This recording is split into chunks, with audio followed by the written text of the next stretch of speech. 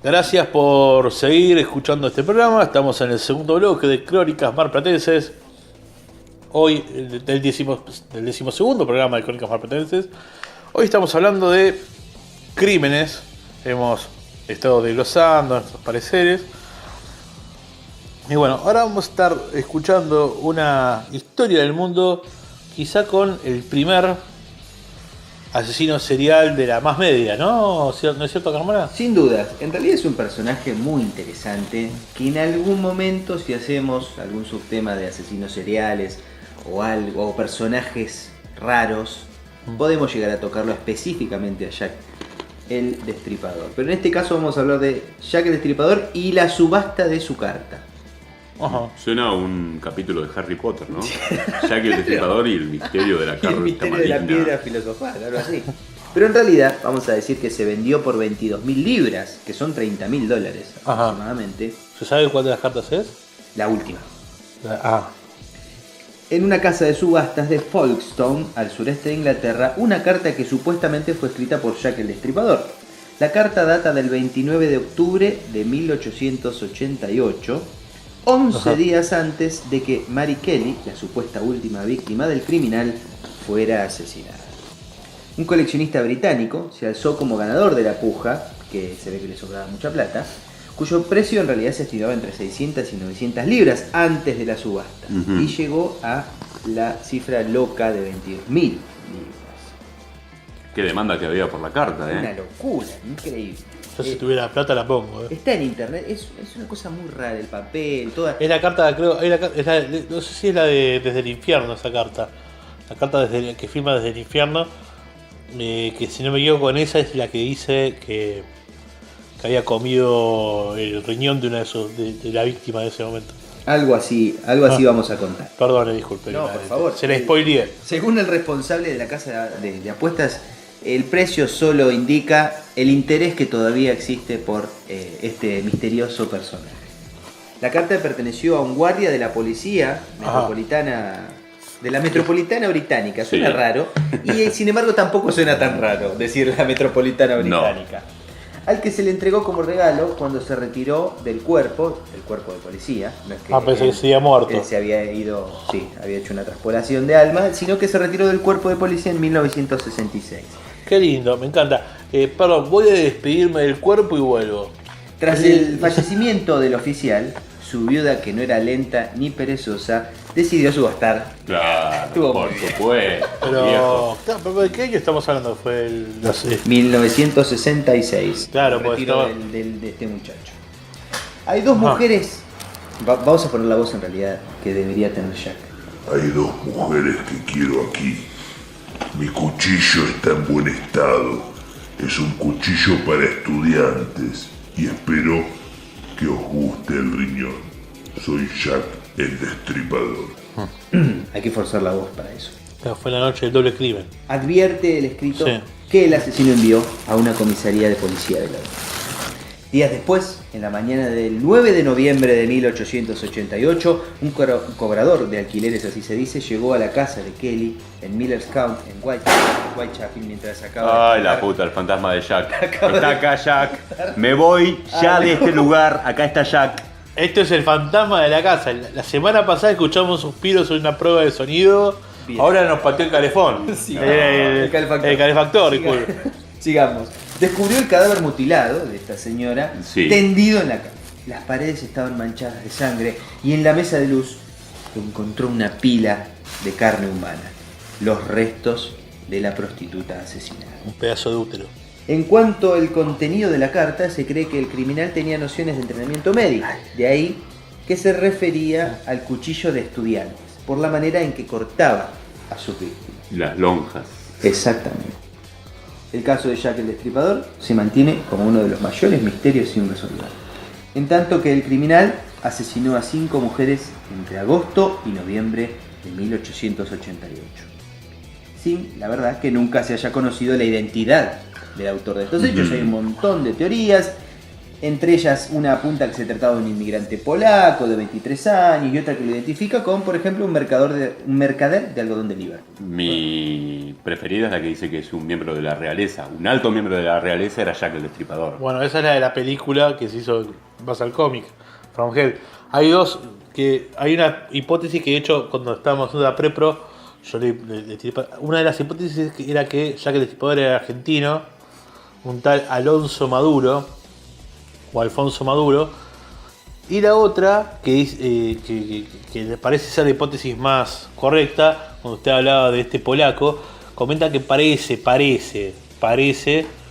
que todo indicaría que era Aaron Kosminski, un barbero polaco que tenía, en esa época los barberos hacían labores de sacamuelas, bueno, tenían un diestro trabajo de navaja, en fin, también suturaban. Podía llegar a ser Kosminski, que de hecho, bueno, no vamos a spoilear, pero las pruebas más firmes van en dirección a él. Bien, cerramos diciendo que lo más probable, o lo que creía la policía en ese momento, que también fuera un carnicero, debido a la forma en que sus víctimas fueron asesinadas así medio como a hachazo limpio, y al hecho que fueron descubiertas cerca de astilleros donde se traía la carne a la ciudad. Y esta es la historia de la última carta de Jack, uno de los grandes criminales de la historia. Está bueno cuando se tienen ciertos personajes históricos. Lo que está bueno es no hacerlos perder material. Me hace acordar a una época cuando los Beatles se encerraron en el estudio, que el capo de la discográfica dijo: todo lo que se grabe de John, George, Paul y Ringo no se borra. No se borra porque todo tiene valor. Sí, dice, cuando los escuches discutiendo o lo que sea, puteándose, tocando el feliz cumpleaños, se graba todo, porque esto va a tener valor para siempre. Así que bueno, estuvo viva la mujer de ese policía retirado. Ni hablar. Me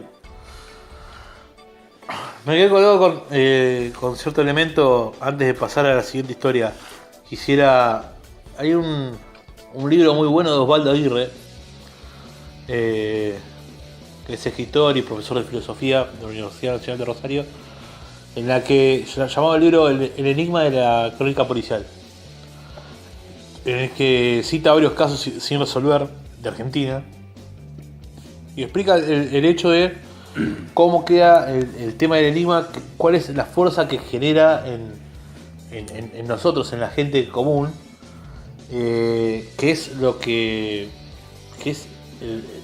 no se resuelve. Cuando un crimen se resuelve, generalmente, ¿qué es lo que ocurre? Vuelve el orden, se restablece el orden. Al no haber una resolución, caso Jack el Destripador, que estamos hasta acá, el orden no vuelve, queda el gancho final, por ejemplo, del género policial, queda sin el final.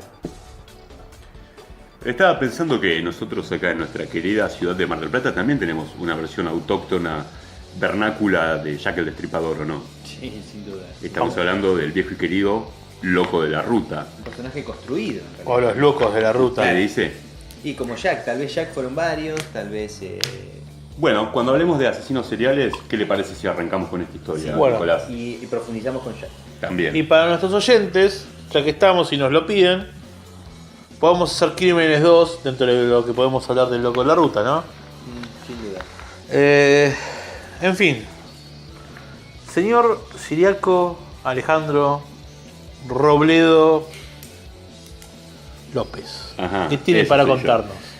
Bueno, tenía algo para contarles, un crimen que tiene su génesis en Mar del Plata, pero antes les quería preguntar a los dos, a usted Carmona, a usted Martínez, ¿qué grupos étnicos abundan en Mar del Plata de maneras esporádicas? ¿Qué se les ocurren? ¿Grupos étnicos particulares? ¿Qué los ven cada tanto? Gitanos.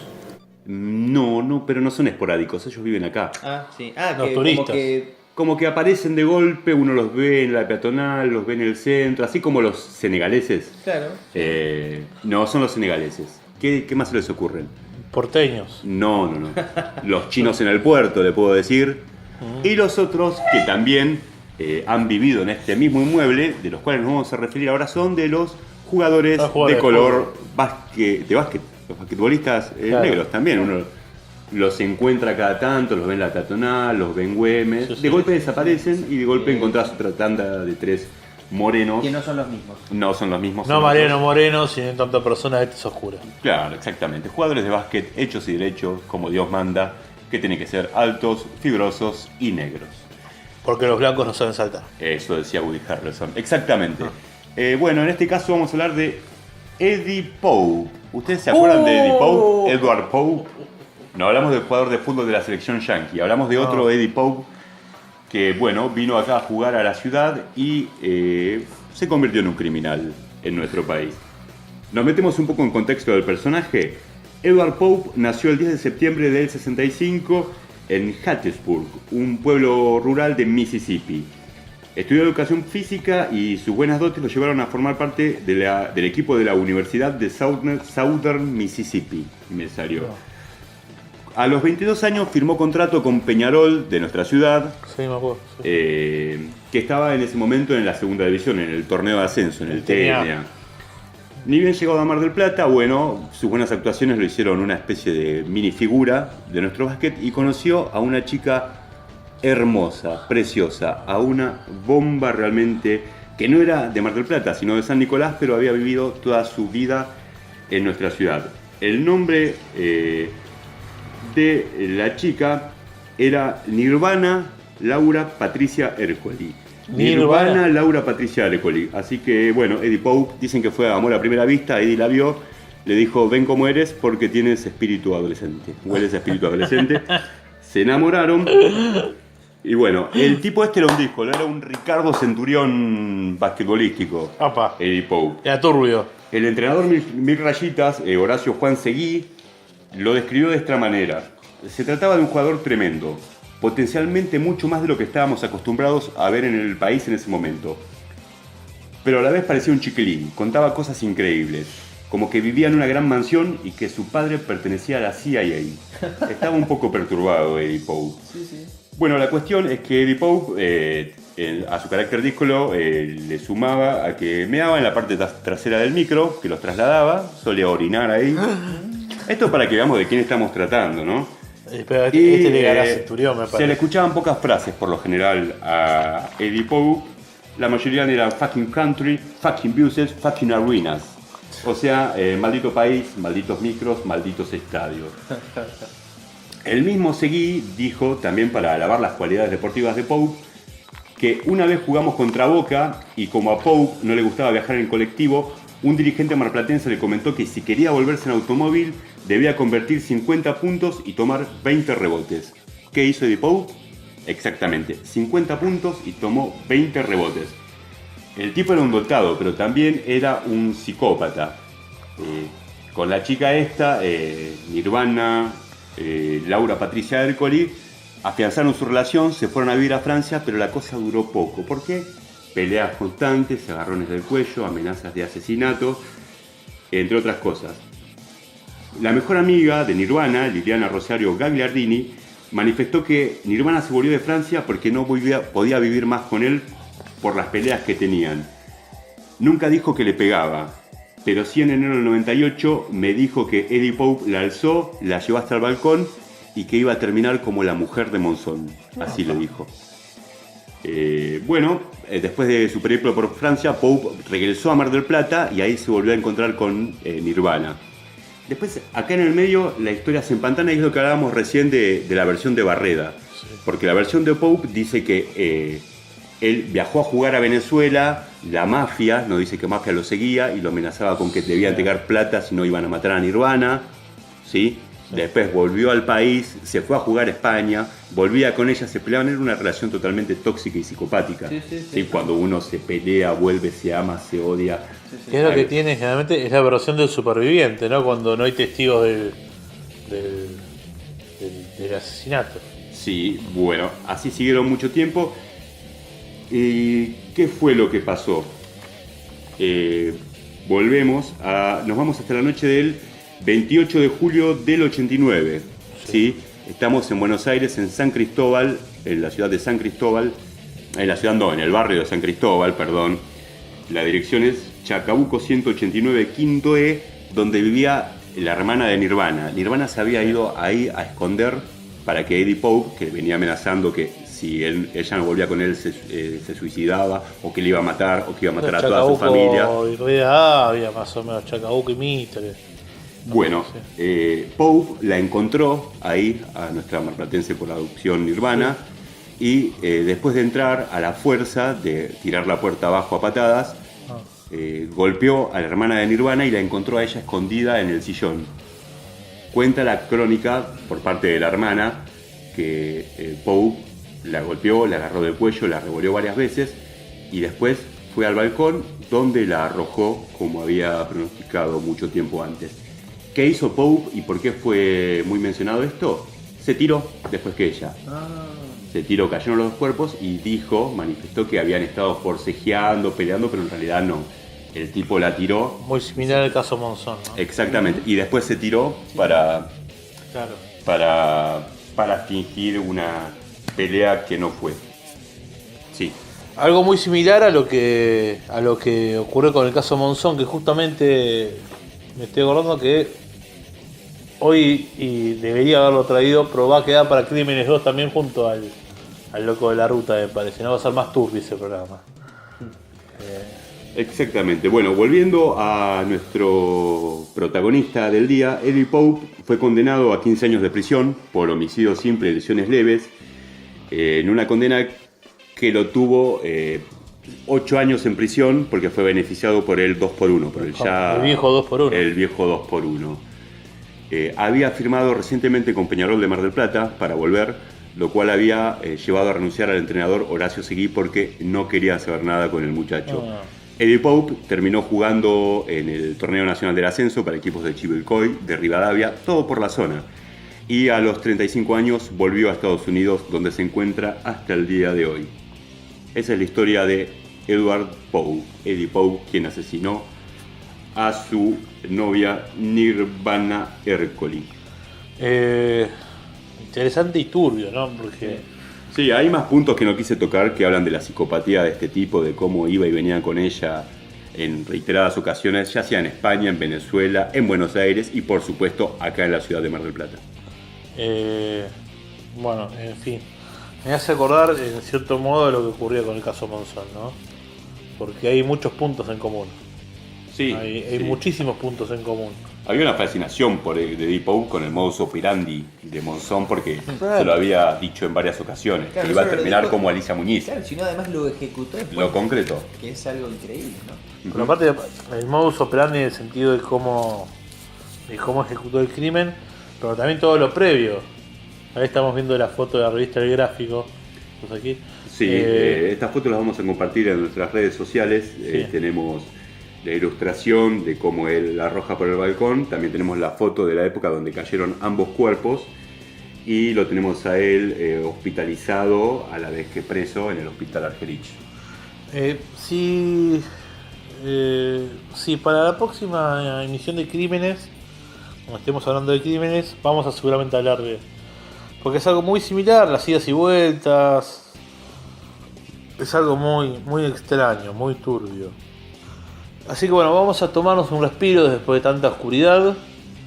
Ya les comentamos al inicio del bloque, en el primer bloque, que esto iba teñido de rojo y de negro. Rojo como la sangre y negro como la noche, la oscuridad, donde se perpetran generalmente mejor los delitos. Vamos a hacer un corte ahora. Aquí debajo les dejamos en la descripción del video, aparte de las redes sociales, vamos a dejarle el link para el tercer bloque, en caso que no les aparezca entre los videos sugeridos.